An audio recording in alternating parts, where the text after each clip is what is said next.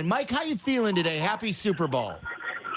I feel good. You know, Tommy, we're back at the Super Bowl again. Yeah. You remember those days? I where do. they put you through the meat grinder all day long? Yeah, now they don't even send me out there anymore. I just sit in the studio here in Chicago. Good. That's the best thing. It is. You're right. Why not? You know, it's the best way to do it. No doubt. No doubt. Hey, Mike, what are you hearing with regard to what the Bears are most likely to do with the quarterback situation? Not just with Justin Fields, but with the number one overall pick.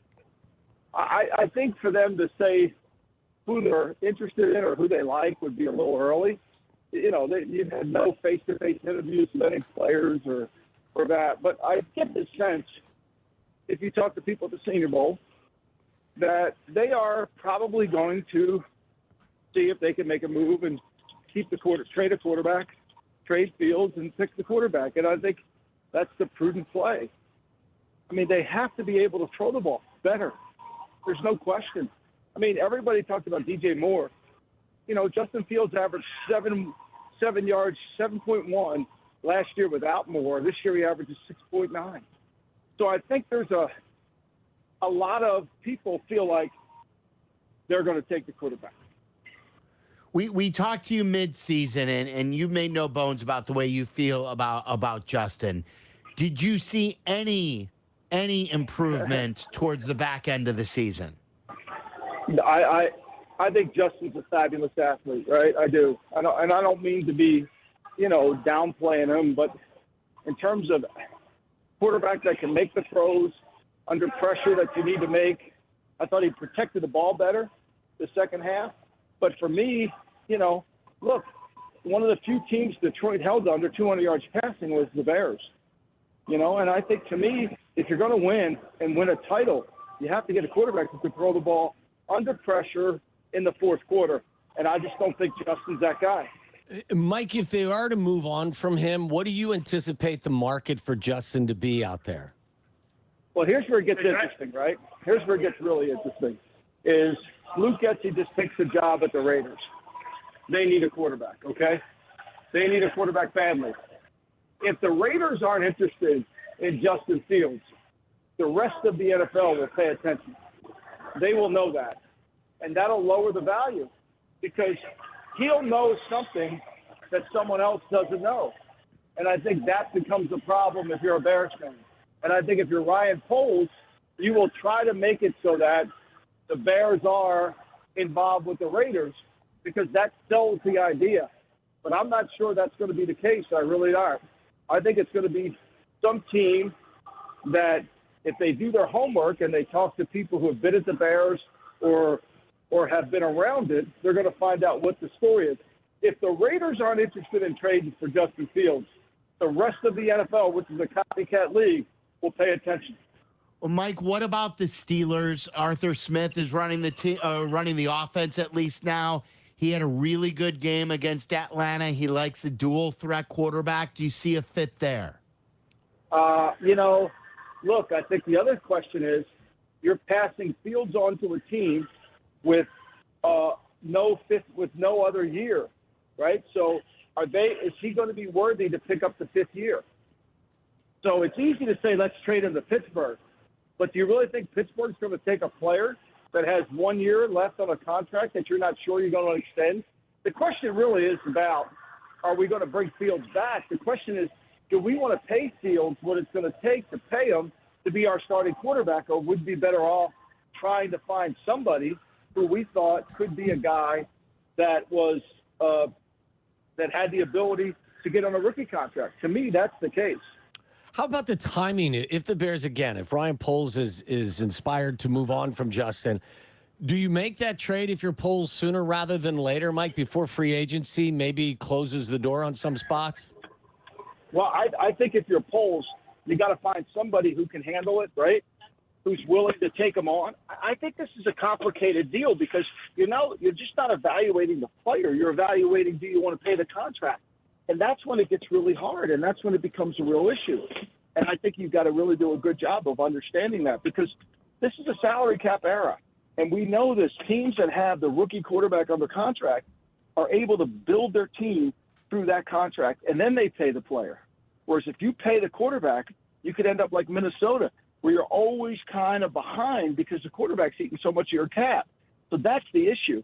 And for me, Poles is going to have to take the best deal he can take when he gets it if he decides to go in that direction. Because, look, they're not going to let him redo the contract, because how would you do a contract for Field? Are you picking up the fifth year? Are you sure you're doing that? I don't know if you are. And then what is the fifth year?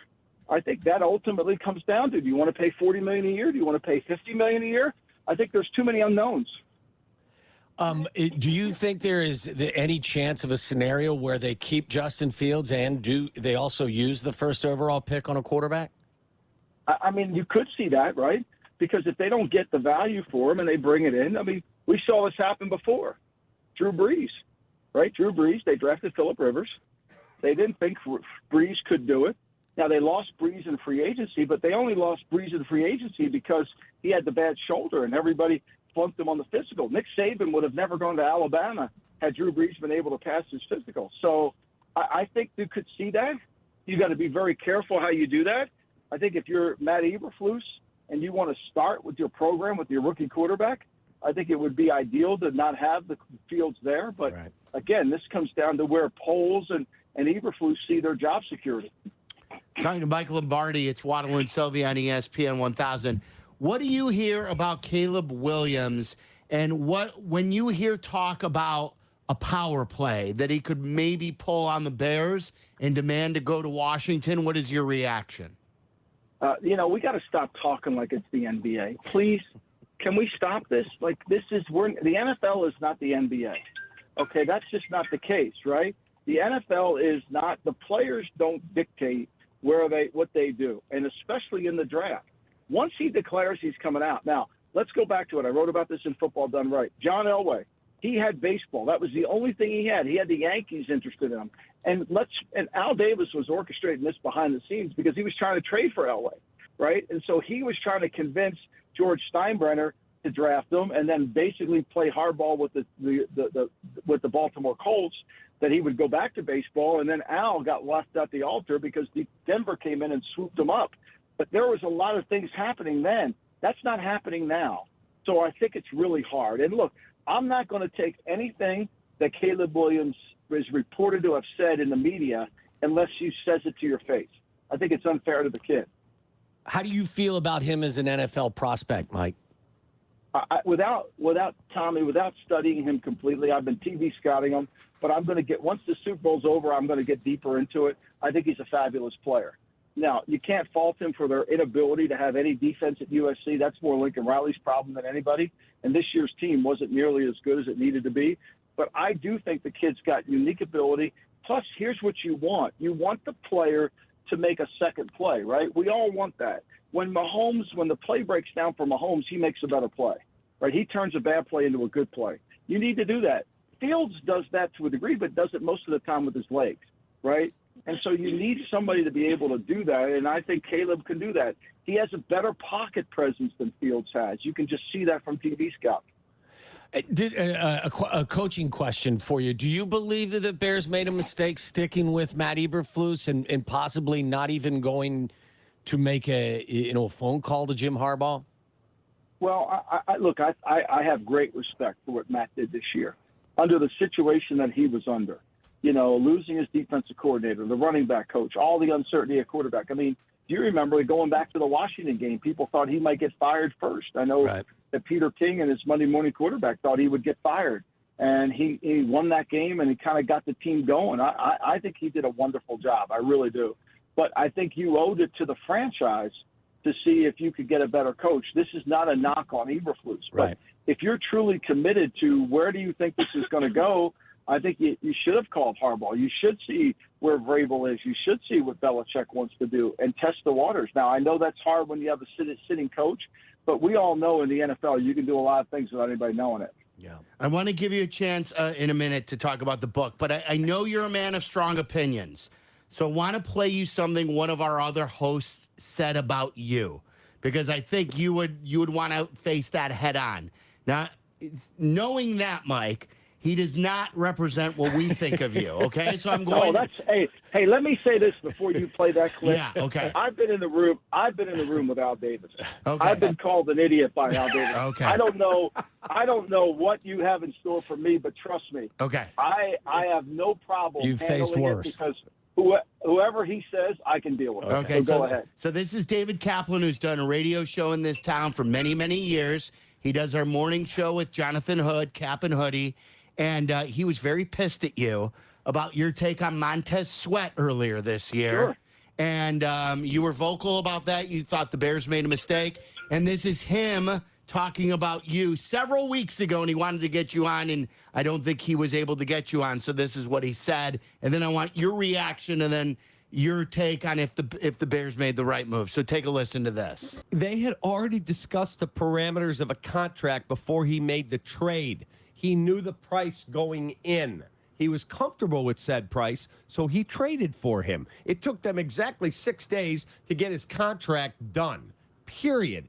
And Atlanta thought they were getting him, and they had already discussed the parameters of a contract. He was never getting to free agency. So whatever this thick-headed idiot named Mike Lombardi continues to say, he shows you each day that he's dumber than the day before.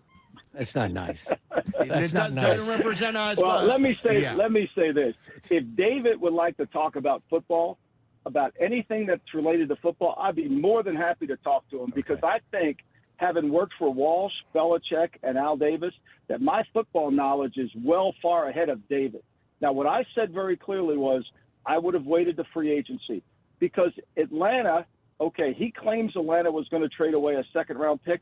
I'm not so sure about that. He claims Atlanta was going to pay it. That's the rhetoric that's out there. My point was never Sweat wasn't a good player. My point was why give up an asset when you can get him in free agency? Now, he claims he would have never made it to free agency. Okay, you can claim that, all right? You can claim that, but I find it hard to believe that Atlanta, who was going to go through a coaching change, was going to do something like that. It's not in their norm to do it. But look, Kaplan's entitled to his opinion. He certainly is. This is America. But when you talk about knowledge of football and you talk about things and he wants to call me an idiot, then let's go in a room and let's talk about all the X's and O's. Let's talk about the game itself. Let him read my book, Gridiron Genius, read my book, Football Done Right, and we'll see who's smarter when it comes to the game of football. He's got a platform in Chicago. They're all Bear fans. I'm sure he was fully supportive of Mitchell Trubisky when he was playing there. He was. Okay, so let's go back there. And I know he was. Okay, I know he was. Okay, but we're not going to bring that up because that genius with an eraser erased all that. Okay. Mike, in all seriousness, do you feel a little bit better for the Bears with how Sweat played and the fact that he is under contract now for the next 4 years? Look, the Bears had to get to a minimum spending. Yeah. I don't think David mentioned that in his thing. So they had to get to the minimum spending. And so it was really they had to spend money. So it kind of fit. Now, they overpaid, don't get me wrong. I think Sweat always was a good player. But to me, I don't think anybody who's managed a cap would have done that because of the fact that why would I give up a second-round pick, which is the greatest pick of all to give up? 4-year contract at economic value. It's the greatest pick of all. So, look, is there another player as good as Sweat coming down the field? Yeah, I probably think he's not a once-in-a-lifetime. This ain't Richard Dent. Let's put that in perspective, okay? Right. Yeah. So let's do that. I think he's a really good player. But, you know, I'm sure so did David think Mitchell Trubisky was once in a lifetime. He did. Where can He called me an idiot. By the way, he called me an idiot back then, too, when I was telling him that Mitchell Trubisky wasn't any good. Yeah. And I was told to never come to Chicago because I would literally get lynched if I ever went to Chicago because I was an idiot on that. And I'm sure he feels the same way about Fields, but I'll be proven right on that too. It sounds like you did some scouting on this. Yeah. I think you guys Well, need to look, get and have a I mean, conversation. this guy's a Twitter tough guy, right? He's a Twitter tough guy. He wants to get me on the show to get ratings. He's never called DraftKings to ask me to be booked on a show, and I've never turned down his show. He might try to do it through Twitter, but let me just say this really clearly. I could care less about reading my mentions on Twitter. I could care less because the guys that are in their basement eating meatloaf, yelling for mom, I don't pay attention to. hilarious. How can David and others get your book Football Done Right, setting the record Well, straight? David, David needs to read it. Actually, David should let me read it to him on the Audible version. That probably would work out better, you know. And this genius with an eraser, and he and Mitchell can go celebrate the next team Mitchell goes to. It's in any bookstore you want, Amazon, online, anywhere you can get it. Mike, Thanks for your time, man. Enjoy the Super Bowl Guys, week out there. Thank you for the opportunity to talk about one genius with an eraser. Thank you, guys. See you, Mike. Thanks, Mike. He was ready for that. I did not know that he would be ready for that.